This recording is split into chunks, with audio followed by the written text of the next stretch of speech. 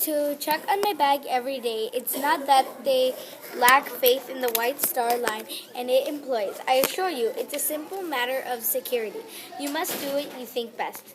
Purser McElroy said rather stiffly, but I assure you there is no cause for concern. Nevertheless, Scollins tucked the key of the bag carefully in his waistcoat pocket and huffed away. He must be carrying the Star of India, a woman said sarcastically as they passed. Your servant, madame, Scollins said and bowed. In the dining salon, the chef's steward led them to their table. They were seated with a young woman, Mrs. Adair, and her small daughter, Jocelyn. There was another gentleman, Colonel Sapp.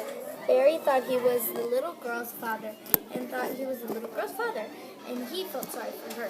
Sapp was one of the worst names he'd ever heard in his life, about equal to the name of a boy in school called Charlie Twit.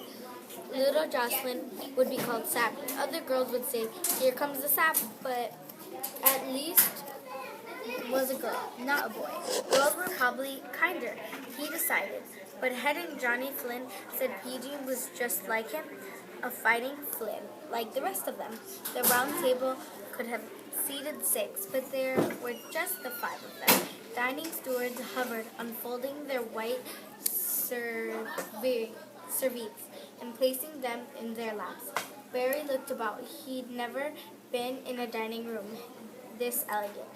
If he concentrated, he could feel the soft sway of the ship, rocked in the lap of luxury, he thought, and the idea made him smile. None of the passengers wore evening dress, and he was glad to have the guidance of Wadley, who laid their starched white shirts out on their beds and said smoothly, "I'm sure you know that no one dresses for dinner, the first night out, gentlemen. So I've taken the liberty of putting out fresh linens on the chance that you might like to freshen up." Smart, tactful Wadley, with his unsurpassable White Star service. The dining salon was like a club. People knew each other. Greetings were exchanged between the table. Okay, so now it's my turn. Give me the book. Wait, I want to see if it's good. No. We're still recording this one. So. That face though. Okay. That face though. Stop it. That face though. That. Look, Alex, that face though. You're recording? Okay. Yeah. Mabel, how nice to see you again. When was the last time we met? The Canis Regatta, was it? Oh no, my dear. Wasn't it in spring at the baths at Baden-Baden? Weren't you with the Cavendishes? Even Barry knew someone. The lady who'd worn the hat with the cherries waved cheerfully to him from the 2 tables over. She wasn't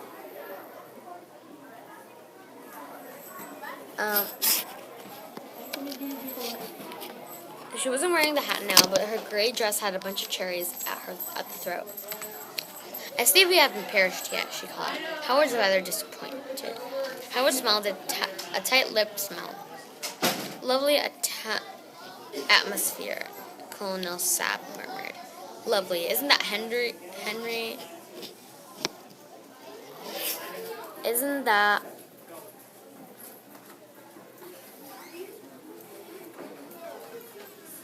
Henry Sleeper Harper of the New York publishing family? I'm sure it is. Those are the Astors at that center table. Such a handsome couple.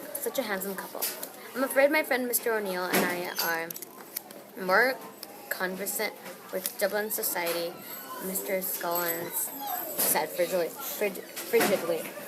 "And why are you going to New York?" Colonel Sapp asked Barry, spinning up a little of his turtle soup, on which cream floated soft as snow. "I am going to join my parents," Barry said, and hoped he wouldn't be asked more. "I'm visiting a cousin in Philadelphia," the colonel said, and wiped his mustache on his starched serviette. "Robert lives in a rather exclusive neighborhood, I'm told. Bryn Mawr," the woman, Miss Adair, said quietly.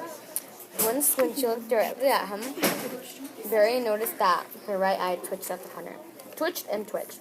He bent his head over his soup dish, trying not to meet her eyes again. But the twitch was like a magnet and his hard to ignore. The adders, the adders are going to be with their mother in Boston, the colonel said. Volunteered. And what of your husband, Miss Adair? You haven't mentioned it. Flick, flick, flick. Mr. Adair was unable to come with us, the woman said. Barry wanted to rub his own eye in sympathy.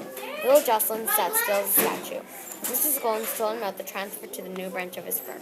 Each time he related where he was going and what he was doing, his position grew more important.